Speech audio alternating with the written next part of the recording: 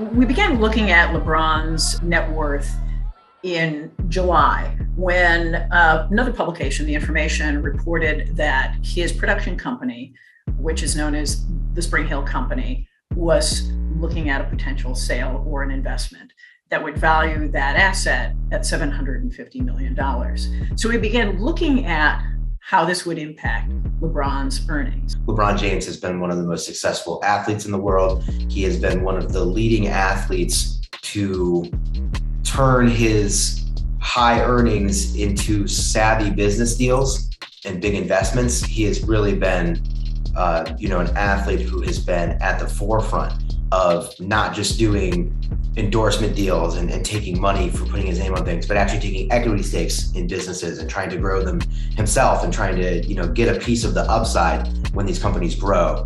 We do estimates of celebrity earnings and athlete earnings, and LeBron James has been at or near the top of that list for decades now, basically. As LeBron this year finally crossed the $1 billion in earnings threshold, it was a good time for us to take a look at how much of that has translated into net worth. So LeBron James has made more than $1 billion in his career, but his net worth right now is not quite $1 billion. It's pretty close. We estimate LeBron to be worth $850 million. The distinction between earnings and net worth is something that is commonly misunderstood. Earnings is how much money you're making in a given year or a given time period. For the average person, it's probably your salary. But that's not the same thing as how much wealth you have accumulated.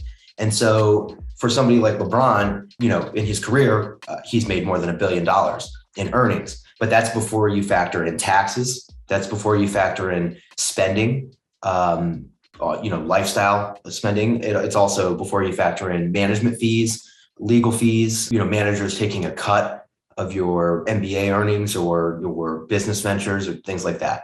Yeah, I mean, what's interesting to me about LeBron, obviously he has a standout athlete on the courts. He's a 4-time league MVP. He is the most identifiable player on the Lakers squad. But what he's done is he's taken that celebrity and he's allowed it to him, and it's become the foundation for him to invest in other businesses. So, for example, he had, for a long while, McDonald's was a longtime sponsor of LeBron James. Well, he decided to forego that very lucrative sponsorship that would have paid him something on the order of $15 million to take an investment stake in a company called Blaze Pizza. LeBron's business partner had said that they put less than $1 million into that investment when they first invested. So basically, LeBron has turned less than $1 million into $30 million in wealth right there, just getting in early. So this is an example of someone who's willing to take risks and use his money to try to build his wealth. Another thing that he owns is a stake in Fenway Sports Group, which owns the Boston Red Sox. It owns the Liverpool Football Club and a number of other things. And so we think that's worth about $70 million for his stake in Fenway. And the next thing that LeBron has is a bunch of real estate. So I went through and I tracked all of LeBron's homes over his career, living in Ohio, living in Florida when he went to play for Miami. And now he has a bunch of places in California. We think he has about $100 million worth of real estate. The LA Times did a really nice profile of LeBron James back in 2019, where he talked about the origins of the company name. During his childhood, he sort of lived in a variety of places. He lived with relatives. He lived with friends. He sometimes lived with neighbors. And SpringHill was the housing development where he and his mom found stability for the first time. And it has a strong emotional appeal for him. And so that was what inspired the name. SpringHill Company is an interesting entity. It started off as a production company that LeBron set up to own his own life rights for the production of a documentary about his high school basketball playing years called More Than a Game. And over the years, it blossomed to include other projects. that were produced under the auspices of SpringHill. And in cooperation with Warner Brothers, it produced the new version of Space Jam that starred LeBron James. It produced the HBO documentary What's My Name, Muhammad Ali, which is well regarded. And it also has developed unscripted competitions, like one for NBC called The Wall. So the production company has become more and more diversified, and it's sort of guided by LeBron's philosophy of telling stories that haven't been told, telling stories that are rooted in the Black experience. And they took on $100 million from investors last year, and now it's rumored that they're shopping a stake in that business at a valuation of $750 million. So a deal hasn't gone through yet, but it's been rumored that they'll sell a slice of this business for $750 million.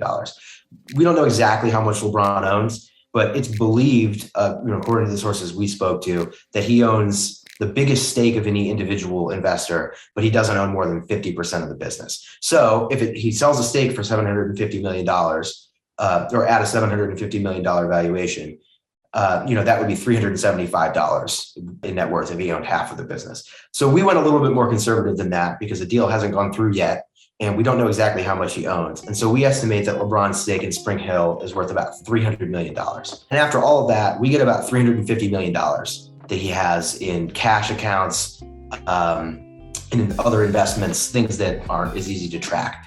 He has equity stakes in a couple other businesses that we don't know exactly how much, but we have an idea, like Beachbody acquired a company that LeBron founded with Arnold Schwarzenegger. And so LeBron has some shares of Beachbody. So we think that's worth about $350 million. So when you add all of that up, you get about $850 million in net worth. We think that certainly LeBron turns 40 in December of 2024, and it's a pretty safe bet that he'll be a billionaire by then. He might be a billionaire right around that time, on his 40th birthday or close to it, or he might cross the threshold even before that. If Blaze Pizza continues to grow, if SpringHill continues to grow, if he continues to grow his portfolio of endorsements. But he will definitely achieve his goal of being a billionaire, and he will probably do it in his 30s.